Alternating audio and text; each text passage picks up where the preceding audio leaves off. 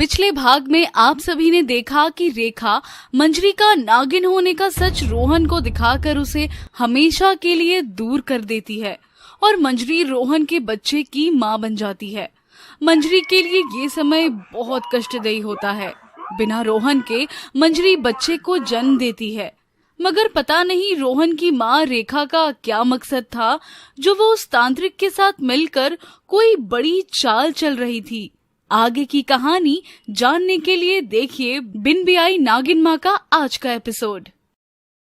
अब मैं कहाँ ढूंढूं मंजरी को? वो बेचारी कहाँ गई होगी? मैं भी गुस्से में उसे अकेला छोड़ गया और अब देखो ये लोग कितनी गंदी बातें कर रहे हैं मेरी मंजरी के लिए। और तभी रोहन को जंगल का रास्ता दिखता है।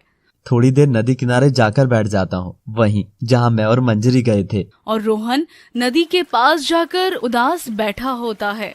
तभी अचानक से उस पर म्याऊ कूद जाती है।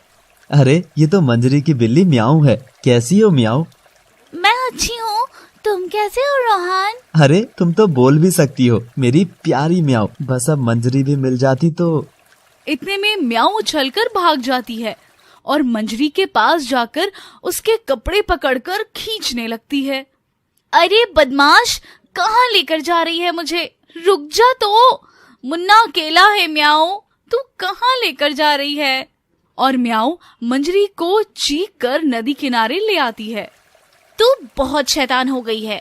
तभी रोहन को मंजरी की आवाज सुनाई देती है और वो पलटता है। मंजरी और रोहन एक दूसरे को देखते हैं। म्याऊ, मैं कुछ नहीं देख रही, तुम दोनों मिल लो। मंजरी, रोहन, और दोनों आगे बिना कुछ बोले ही रोते हुए गले लग जाते हैं। रोहन, तुम कहाँ चले गए थे मुझे अकेला छोड़कर? वो मंजरी मैं डर गया था क्योंकि तुम एक नागिन हो। और रोहन मंजरी को सारी बात बताता है। रोहन, मुझसे एक बार पूछा तो होता। मैं कोई जहरीली नागिन नहीं हूँ जो तुम्हें ही निगल जाती। मगर मंजरी, अगर तुम एक नागिन हो तो गांव में ऐसा जीवन क्यों जी रही थी और मेरे यहाँ काम करने की क्या जरूरत पड़ गई थी? रोहन, मैं नागिन जरूर हूँ, मगर मैंने अपनी शक्तियों का कभी गलत इस्तेमाल नहीं किया था। मैं जब नागलोक से पृथ्वी लोक पर आई थी, मैंने तभी निश्चय कर लिया था कि मैं एक आम इंसान वाली जिंदगी जीऊंगी। माँ बाबा के जाने के बाद इस गांव ने ही तो मुझे इतना प्यार दिया है। मंजरी, पर गांव वाले कह रहे थे कि तुम माँ बन गई हो और पता नहीं क्या क्या बोले। मुझे तो समझ नहीं आया, पर मुझे अच्छा लगा कि तुम जीवन में आगे बढ़ गई हो। मंजरी कुछ नहीं बोलती। और रोहन, क्या तुमने शादी कर ली? मंजरी, तुम्हारे जाने के बाद भी मैं तुमसे उतना ही प्यार करता रहा। खैर, अब क्या फायदा, तुम खुश रहो बस। हाँ, मैं खुश हूँ रोहन, हमारे बच्चे के साथ। क्या, हमारा बच्चा? हाँ रोहन, उस रात जब बारिश हो रही थी तो हम दोनों के बीच में जो प्यार हुआ था उसी की निशानी है ये हमारा बच्चा।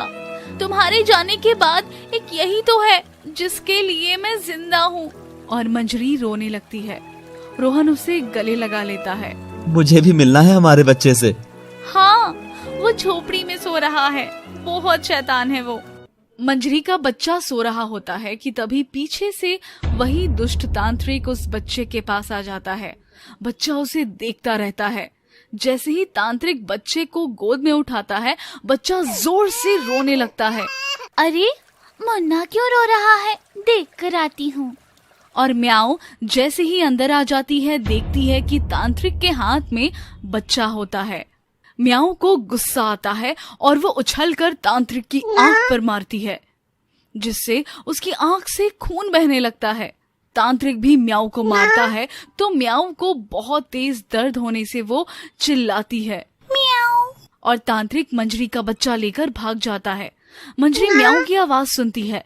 रोहन और मंजरी दोनों जल्दी से दौड़कर अंदर आते हैं और म्याऊ को जमीन पर घायल पड़ा हुआ देखते हैं। म्याऊ, ये सब कैसे हो गया? वो दाढ़ी वाला आदमी मुन्ना को लेकर गया। मंजरी, जाओ उसे बचा लो। और मंजरी और रोहन इधर उधर मुन्ना को ढूंढते हैं, मगर वो कहीं नजर नहीं आता। तभी म्याऊ हिम्मत कर उठती है और चारों ओर की जमीन सूंघती है। रोहन, वो बूढ़ा तुम्हारे बच्चे को गांव के अंदर लेकर गया है। और रोहन और मंजरी उसे ढूंढते हुए गांव में पहुंचते हैं। तांत्रिक बच्चे को लेकर रोहन के ही घर गया था। मंजरी और रोहन भी वहां जाते हैं और छिपकर देखते हैं कि तांत्रिक ने मंजरी के बच्चे को जमीन पर रखकर उसकी चारों ओर गोला बना रखा था और उस गोले के पास काली शॉल वाली औरत खड़ी थी जिसका मुंह ढका हुआ था और उसके हाथ में एक धार वाली तेज तलवार थी। जो कहानी यहाँ शुरू हुई, आज उसे खत्म भी यही करेंगे। रोहन, ये हमारे बच्चे को मार रहे हैं। रोहन, पर ये रूपा कहाँ चली गई? ये नजर नहीं आ रही है। रूपा को बाद में देखना, पहले हमें अपना बच्चा बचाना है। रोहन। और मंजरी को ये देख बहुत तेज गुस्सा आ जाता है। वो तुरंत एक विशाल नागिन के रूप में आ जाती है जिसका आधा शरीर इंसान का होता है। रुक जा पापी, तुम दोनों क्या मेरे बच्चे को नुकसान पहुंचाओगे? तुम्हारा नाश तो अब मैं करूंगी। तभी तांत्रिक मंत्रों से बच्चे के चारों ओर आग जला देता है। जैसे ही आग जलती है, मंजरी अपने जीभ से फूंक मारकर उसे बुझा देती है। मूर्ख नागिन, तू मेरी शक्तियों को नहीं जानती है। बेवकूफ तांत्रिक, तू एक नागिन की शक्ति को नहीं जानता है, और ऐसी नागिन जो एक माँ है उसका बच्चा उठा के लाया है तू। मैं अब तुझे जिंदा नहीं छोड़ूंगी। और मंजरी गुस्से में पूंछ से तांत्रिक का सारा सामान इधर उधर फेंक देती है और तांत्रिक को पूंछ में पकड़कर ऊपर उठा लेती है और इधर उधर पटकने लगती है। मुझे बचाओ, कोई तो बचाओ। मैं कुछ नहीं करूँगा, मैं हार मानता हूँ, मुझे छोड़ दो। ये तुम क्या बकवास कर रहे हो? लड़ो इस नागिन से। तुमने मुझसे वादा किया था। वादा? कैसा वादा? रुक तू, अब तेरी ही बारी है चुड़ैल, मेरे बच्चे पे तलवार चलाएगी। तभी वो औरत वहां से भागकर जाने लगती है, मगर जैसे ही वो बाहर निकलती है रोहन उसे पकड़कर अंदर ले आता है। मंजरी, ये रहा तुम्हारा शिकार। रोहन, तू यहाँ कैसे आया? तुम मुझे कैसे जानती हो पापी औरत? हाँ, इसी ने मुझे सब करने को कहा था, इसे मार डालो। कौन है तू, बता। और जैसे ही मंजरी उसके चेहरे से उसका नकाब हटाती तो रोहन और मंजरी के होश उड़ जाते हैं। माँ, आप? नकाब के पीछे रोहन की माँ रेखा ही होती है जो तांत्रिक के साथ मिली हुई थी। पर माँ जी, आखिर ये सब क्यों? हाँ, मैंने ही ये सब करवाया था इस तांत्रिक से, पर ये सब सिर्फ हमारी भलाई के लिए किया था बेटा। भलाई? इसमें कैसी भलाई? मैं जंगल में इसी तांत्रिक से मिलने जाती थी। बाबा, मुझे आगे चलकर मेरी माँ की तरह बीमार नहीं होना। मैं चाहती हूँ कि मैं हमेशा जवान ही रहूं और रोहन के साथ ऐसे ही रहूं। हो जाएगा। इसके लिए तुम्हें एक बिन ब्याही नागिन माँ के बच्चे की बलि देनी होगी। इससे तुम हमेशा के लिए जवान रहोगी और बदले में मैं नागिन की सभी शक्तियाँ ले लूंगा। मगर बिन ब्याही नागिन का बच्चा मैं कहाँ से लाऊंगी बाबा? चिंता मत करो, वो नागिन तुम्हारे आसपास ही है। और फिर मैं ही थी जो मंजरी को जानबूझकर तुम्हारी जिंदगी में लेकर आई। मैं चाहती थी कि तुम दोनों बहुत करीब आ जाओ। और फिर मैंने उस दिन मंजरी को जंगल में नागिन बनते देखा तो मैं समझ गई कि मंजिल अब दूर नहीं है।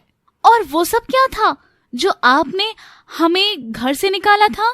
वो सब एक नाटक था ताकि तुम दोनों साथ वक्त बिताओ और मंजरी के अंदर तुम्हारा बच्चा हो। मैंने ही जानबूझकर रोहन को तुमसे दूर किया था ताकि इस बच्चे की बलि देने में हमें आसानी हो। ये सुन रोहन बहुत गुस्सा होता है। छी माँ, मेरी माँ इतनी गंदी हरकत कर सकती है? मैंने सोचा भी नहीं था। इस मासूम की जान लेने जा रही थी आप। मुझे माफ कर दो बच्चों, मैं ताकत के लालच में अंधी हो गई थी। मगर रोहन नाराज ही रहता है। तभी मंजरी का बेटा उठकर आता है। रोहन, देखो, हमारा बच्चा आज पहली बार चलने लगा है। और मुन्ना आकर रोहन के पांव से लिपट जाता है। बाबा। बच्चे के मुंह से पहले शब्द सुनकर मंजरी और रोहन खुशी से गले लगते हैं और रोहन बच्चे को गोद में उठा लेता है। तभी पीछे से रूपा भी आ जाती है। क्या हो रहा है यहाँ? और आप सब कब आए? रोहन, ये लड़की कौन है? ये मेरी पत्नी है मंजरी, और ये हमारा बच्चा है। पर तुम कहाँ चली गई थी? मैं तो तुम्ही को ढूंढने चली गई थी। आओ मंजरी, अब घर चलते हैं, अपने घर। माँ जी, चलिए घर चलते हैं। जो हुआ उसे भूल जाओ। नहीं बेटा, मुझे पश्चाताप करना है। मेरा आशीर्वाद तुम दोनों के साथ है। अब से मैं यहीं जंगल में रहूंगी। और रोहन और मंजरी म्याऊ और मुन्ने के साथ खुशी खुशी चले जाते हैं। और उस दिन के बाद से उस गांव को फिर से कभी बिन बियाई माँ का गांव नहीं बुलाया गया। ऐसे ही और भी दिलचस्प कहानी देखने के लिए देखते रहिए लव सिटी। और याद रखें कि जितना प्यार आप हमारे चैनल को देंगे उससे कई गुना ज्यादा जोश से हम आने वाली कहानियां लेकर आएंगे। Thanks for watching.